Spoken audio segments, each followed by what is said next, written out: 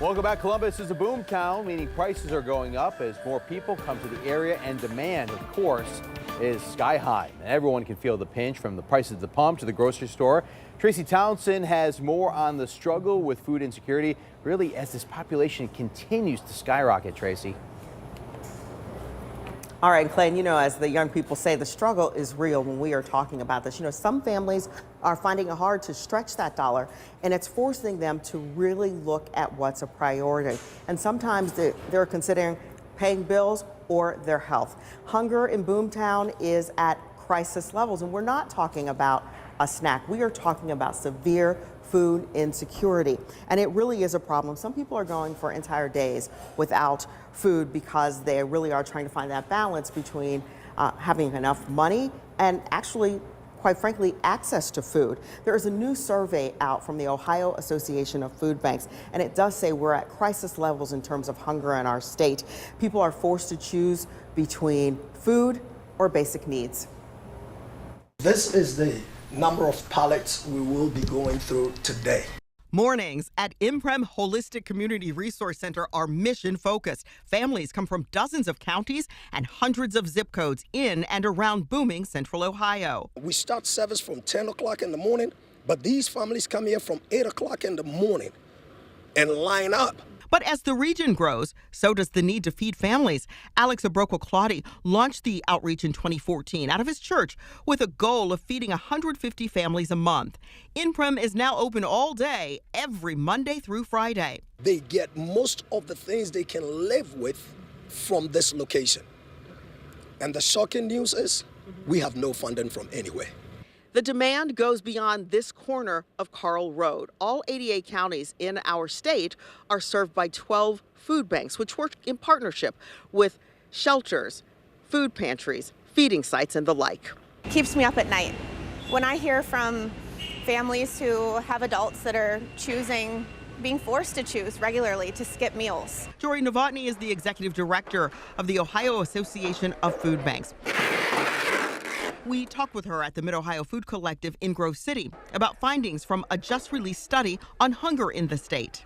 What we learned is that 3 out of 4 households that we're serving either include someone over 60 who might likely not be able to participate in the workforce any longer, or someone who has a disability or a child. This is a great help. I mean, they give you enough food to last more than a week. Mary Vogt told me that she comes through for she and her husband and their disabled adult son. This is the big help as far as food is concerned, because with what we get, it's not enough to pay all the bills and things and buy food. Despite development, food deserts still exist in Central Ohio. This pantry, like many others, is located in one. Right up to the one in yellow. Making the work of Alex Abroko-Claudy and his volunteers mission critical. We are not giving them goodie bags. We give them food. It seems so basic. As you can hear, things getting really exciting as the day starts at Sweetwater's Cafe in Bridge Park. I do want to point out that Imprem is located right off 71 off of Carl Road, right next to the Dublin-Granville Road. It's open Monday through Saturday. Joining us this morning to talk more about this issue of food insecurity and what we can do and what's being done is Julie Rinaldi, who is the executive director of the Dublin Food Pantry. And I want to start there because we are in Dublin, yes, and food insecurity is everywhere.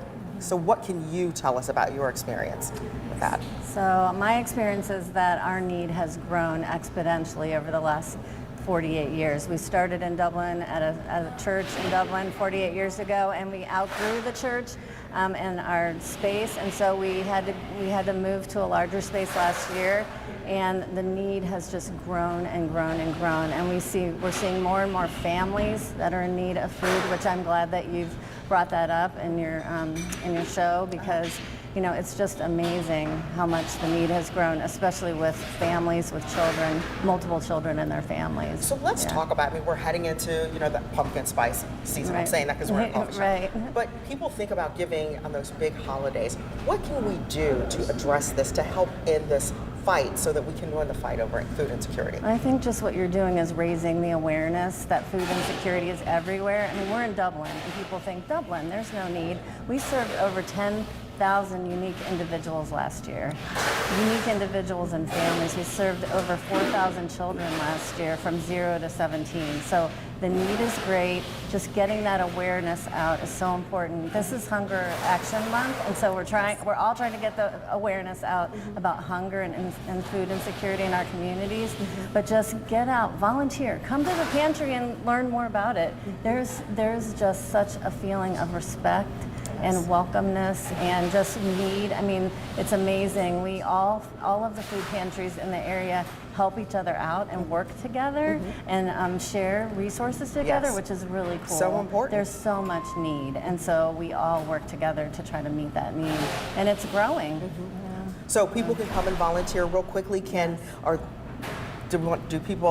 they bring food to donate? Yes. Okay. Yes, you can bring food to donate. We actually, the Dublin Food Pantry, we have a drop-off site Monday through Sunday, so every day of the week from 8 a.m. to 7 p.m. you can drop off food, and we would love to get any donations that you have. One of the biggest things that we need are diapers. Okay. And hygiene products, but we also, any kind of food would be helpful. All right. So, Julie, thank you so much for coming in, sharing what's happening here in Dublin as we look at Boomtown and food insecurity. And we will have more information how specifically you can go help, because you've got the charge today right here on Wake Up CBUS. Clay, back to you. All right, Tracy, thank you so much. And food insecurity in really every neighborhood and community.